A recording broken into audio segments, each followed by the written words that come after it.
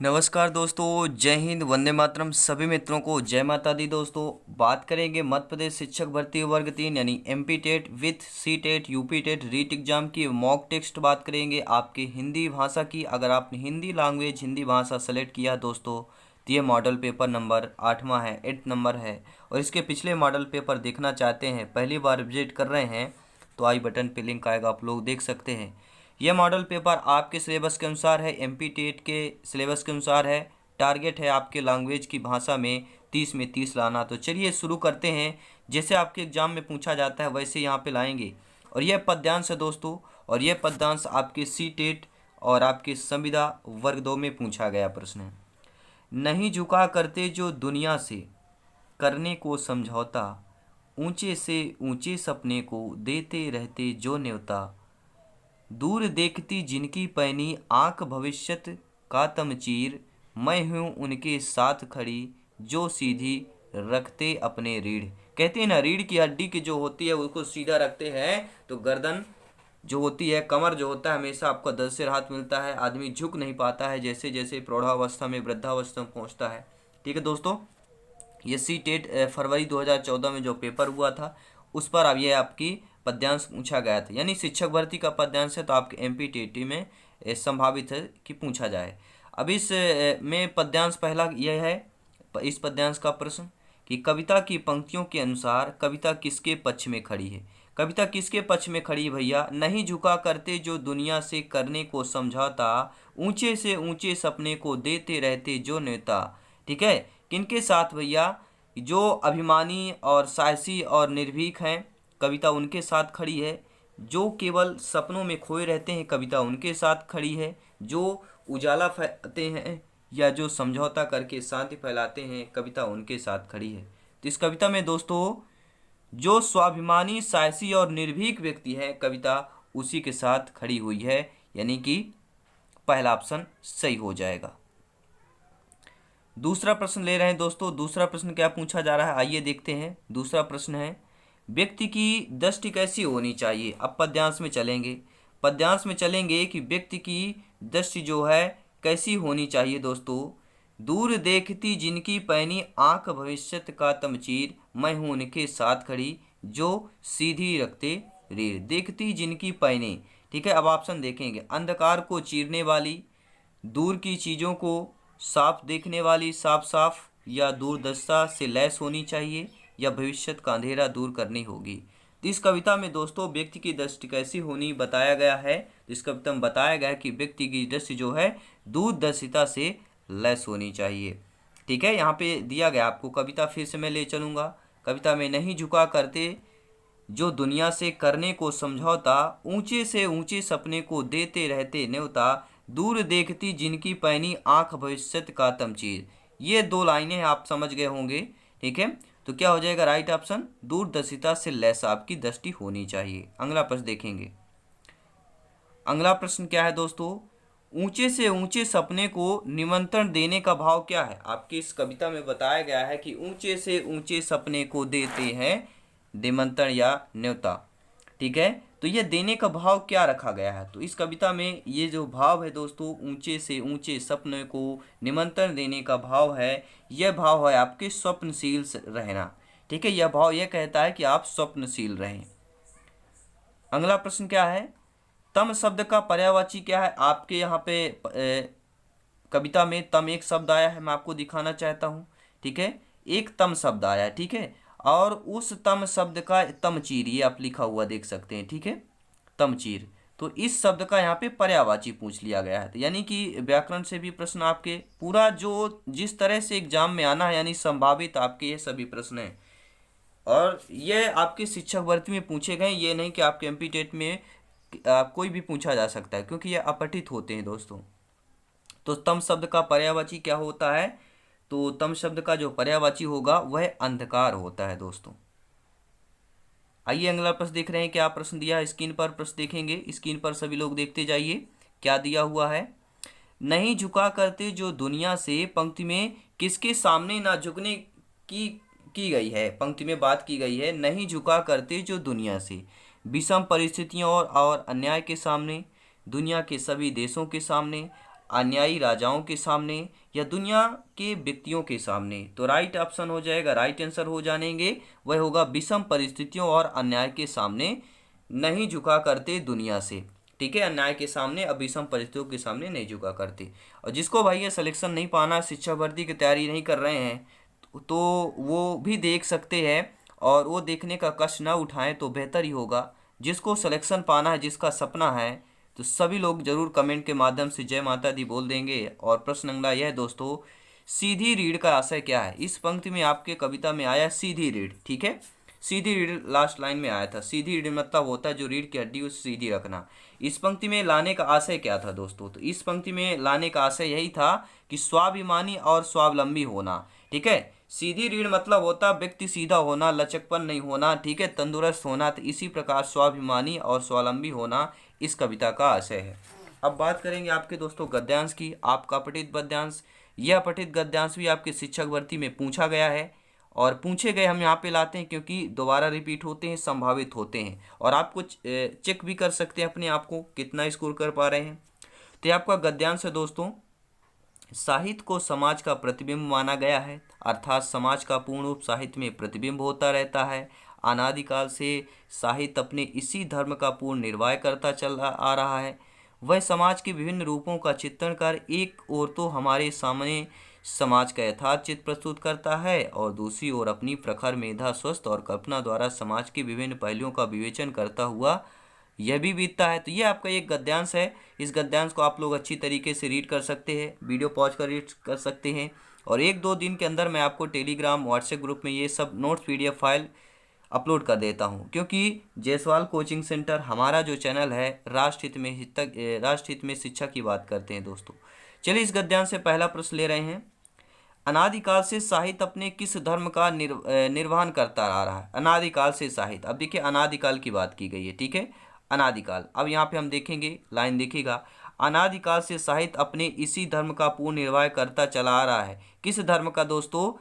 समाज का पूर्ण रूप साहित्य में प्रतिबिंब होता आ रहा है, और वह समाज के विभिन्न रूपों का चित्रण कर एक तो हमारे सामने समाज का। ये लाइन मैंने पढ़ा था और यही आपका आंसर होने वाला है। आइए देखते हैं कैसे। देखेंगे ऑप्शन पर, अनादिकाल से साहित्य अपने किस धर्म का निर्वहन करता आ रहा है, तो राइट आंसर क्या हो जाएगा दोस्तों? आपके समाज के पूर्ण रूप को प्रतिबिंब करने का निर्वहन करता आ रहा है। क्या लिखा है? समाज के पूर्ण रूप के प्रतिबिंब को। अब यहाँ पे मैं दिखाना चाहता हूँ। ठीक है, अब यहाँ पे देखिए निर्वाण करता आ रहा है, तो यहाँ पे देखेंगे समाज का पूर्ण रूप साहित्य के प्रतिबिंब, ये लाइन दिया है, और यही आपका इस प्रश्न का, इस गद्यांश के प्रश्न का आंसर हो जाएगा। आप सेकंड प्रश्न इस गद्यांश से ले रहे हैं, साहित्य हमें क्या बताता है दोस्तों? साहित्य हमें क्या बताता है? आइए इस गद्यांश की तरफ चलेंगे। देखिए आपको ये 8-9 प्रश्न जो है आपके गद्यांश में आते हैं। आपको 5 मिनट तो गद्यांश अच्छी तरीके से पढ़ना पड़ेगा दोस्तों। ठीक है, अब प्रश्न क्या पूछा गया था? सेकंड प्रश्न इस गद्यांश से। प्रश्न यह है कि साहित्य हमें क्या बताता है? दोस्तों जो साहित्य है वह हमें क्या बताता है? ठीक है, साहित्य हमें क्या बताता है? सभी लोग अब यहाँ पे खोजबीन चालू कर दीजिए भैया। गद्यांश है आपका, इसमें खोजबीन तो चालू करना ही पड़ेगा। चलिए, उम्मीद करता हूँ आप लोगों ने यहाँ पे खोजबीन कर लिया होगा।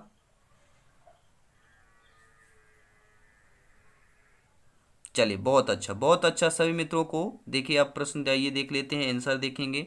साहित्य हमें क्या बताता है? देखिए साहित्य जो है इस गद्यांश में हमें क्या बता रहा है कि मानव समाज की सुख, समृद्धि, सुरक्षा और विकास के लिए कौन सा मार्ग उपादेय है, यह हमें बता रहा है। ठीक है दोस्तों, तो आपका सामाजिक वर्चस्व करने के लिए क्या करना चाहिए? समाज व्यवस्था को बदलते रहना चाहिए।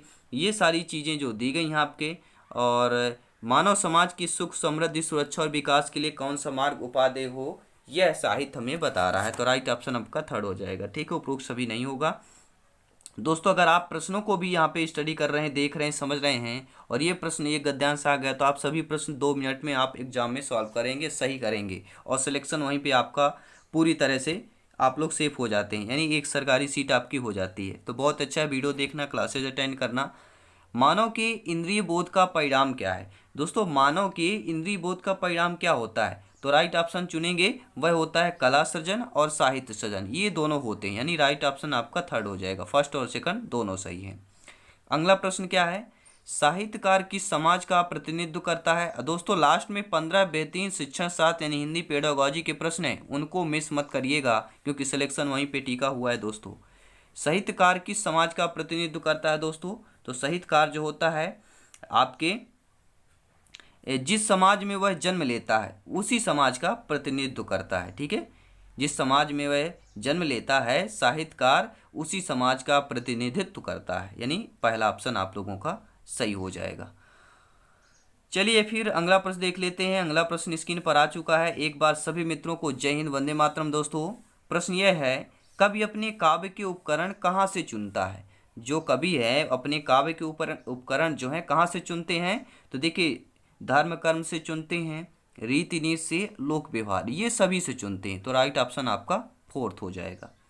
कवि आदर्श होता है, कवि का आदर्श होता है। कवि का आदर्श क्या होता है, कवि का आदर्श क्या होना चाहिए दोस्तों, इस जो गद्यांश में दिया गया है कि कवि का आदर्श जो है उसके समाज के आदर्श के अनुरूप होता है। तो पहला ऑप्शन सही हो जाएगा।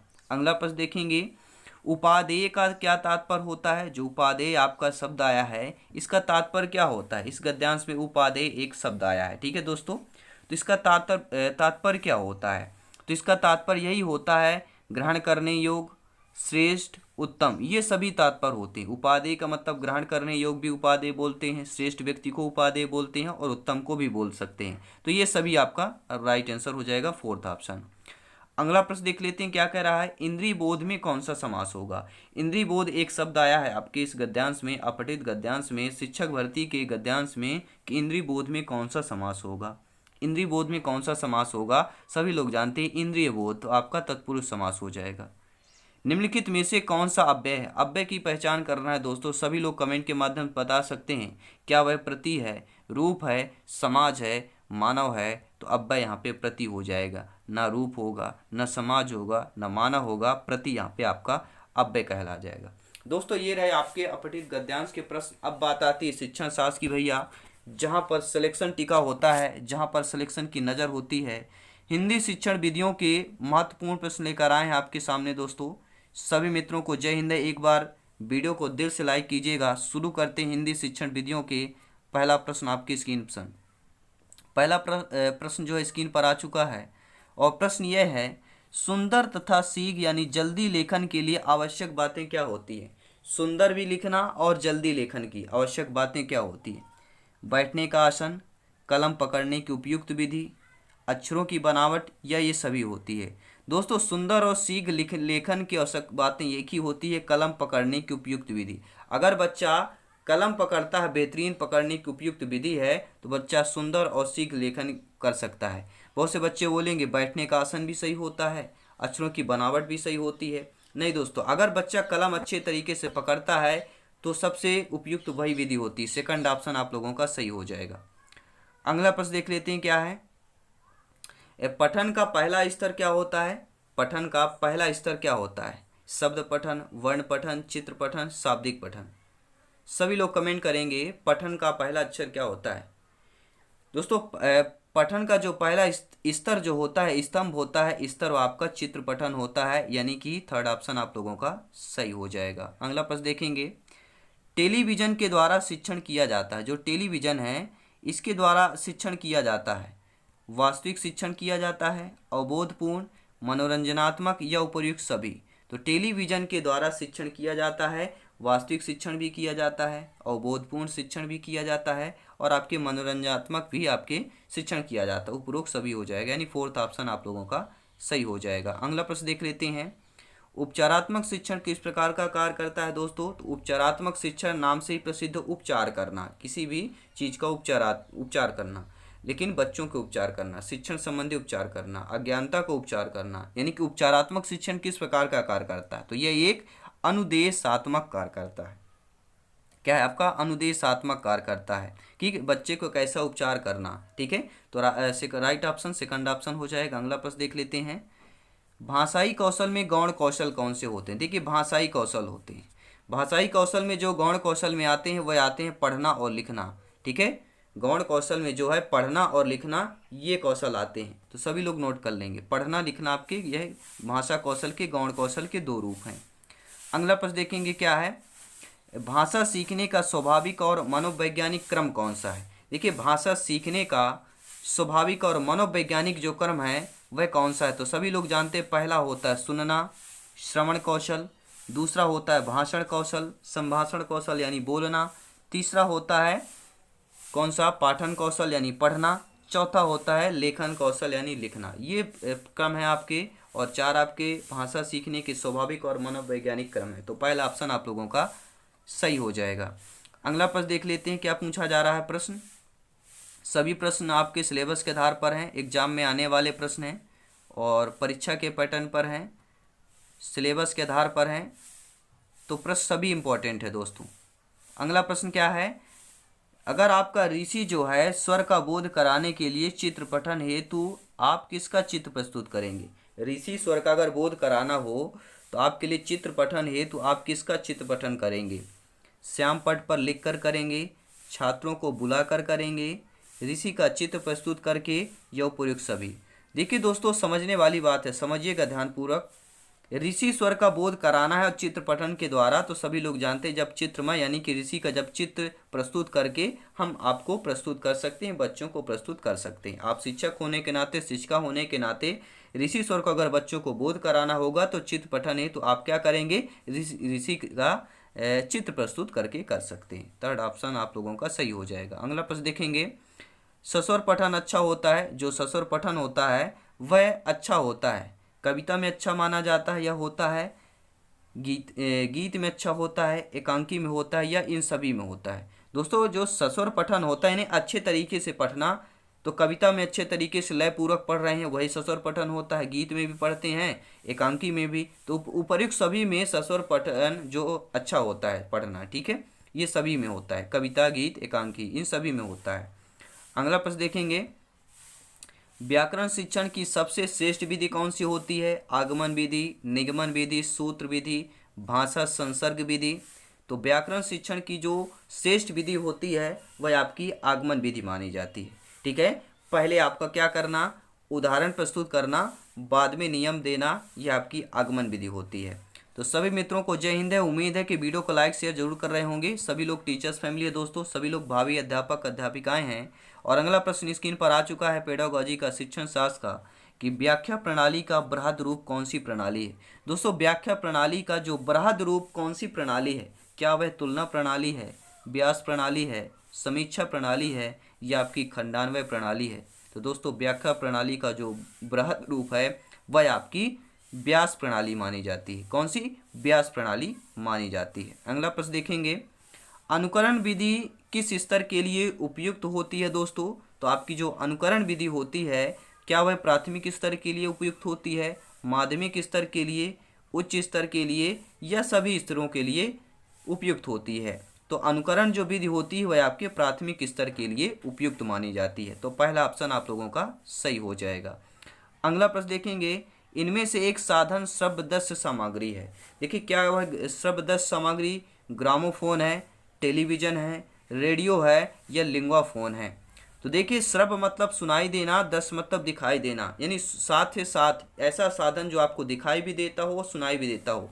तो आपका टेलीविज़न राइट ऑप्शन होगा, यानी सेकंड ऑप्शन आप लोगों का सही हो जाएगा। तो सभी मित्रों को जायसवाल कोचिंग सेंटर की तरफ से स्वागत अभिनंदन है शिक्षक भर्ती के चैनल पर। और अगला प्रश्न स्क्रीन पर आ चुका है कि किस शिक्षण विधि में तकनीकी साधनों का प्रयोग किया जाता है? किस शिक्षण विधि में आपके तकनीकी साधनों का प्रयोग किया जाता है? व्याख्यान विधि में तकनीकी साधनों का प्रयोग किया जाता है, या सूत्र विधि में, दूरस्थ विधि में, या आपके सैनिक विधि में? तो दोस्तों, किस शिक्षण विधि में तकनीकी साधन का प्रयोग, तकनीकी साधन का जो प्रयोग होता है वह दूरस्थ विधि शिक्षण में किया जाता है। तो राइट ऑप्शन आपका थर्ड हो जाएगा। अगला प्रश्न देख रहे हैं, क्या पूछा जा रहा है? प्रश्न लाजवाब है। सभी मित्रों को जय हिंद है। वीडियो को जरूर लाइक करें, क्योंकि आप लोग सभी लोग भावी अध्यापक अध्यापिकाएं हैं, शिक्षक शिक्षिकाएं हैं दोस्तों, कि मूल्यांकन में निष्पक्षता बनाए रखने के लिए प्रश्न होने चाहिए। अगर आप शिक्षक होने के नाते अगर मूल्यांकन में निष्पक्षता बनाए रखना है आपको, तो कैसे प्रश्न, निष्पक्षता बनाने के लिए आप कैसे प्रश्न होने चाहिए, कैसे प्रश्न आपको लाने चाहिए, क्या वह लघुत्तरात्मक प्रश्न होने चाहिए, अति लघुत्तरात्मक होने चाहिए, वस्तुनिष्ठ होने चाहिए, या आपके निबंधात्मक होने चाहिए।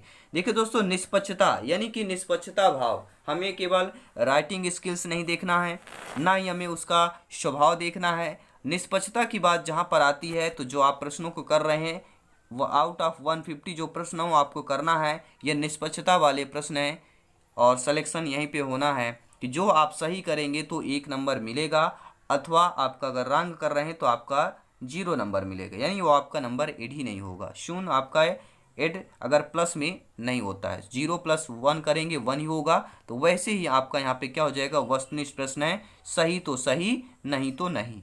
तो आपका राइट ऑप्शन आपका थर्ड हो जाएगा। अगला प्रश्न देख लेते हैं। भाषा संसर्ग प्रणाली व्याकरण शिक्षा के किस पक्ष पर बल देती है? तो भाषा संसर्ग जो प्रणाली होती है दोस्तों, वह व्याकरण शिक्षा के किस पक्ष पर बल देती है? तो वह आपके व्याकरण शिक्षण के व्यवहारिक पक्ष पर ज़्यादा बल देती है। ठीक है, जो भाषा संसर्ग प्रणाली है वह व्याकरण शिक्षण के व्यवहारिक पक्ष पर बल देती है। तो ये रहे दोस्तों आपके 15 बेहतरीन शिक्षण शास्त्र के प्रश्न। तो ये क्लास कैसी लगा, ये मॉडल पेपर कैसे लगा, कमेंट बॉक्स में ज़रूर बताएं। और ऐसे ही मॉडल पेपर, ऐसे ही क्लास और ऐसे अदर सब्जेक्ट की क्लास देखने के लिए एक बार चैनल के प्लेलिस्ट में सभी वीडियोज आपको मिल जाएंगे, चेक जरूर कीजिए। सभी मित्रों को जय हिंद दोस्तों।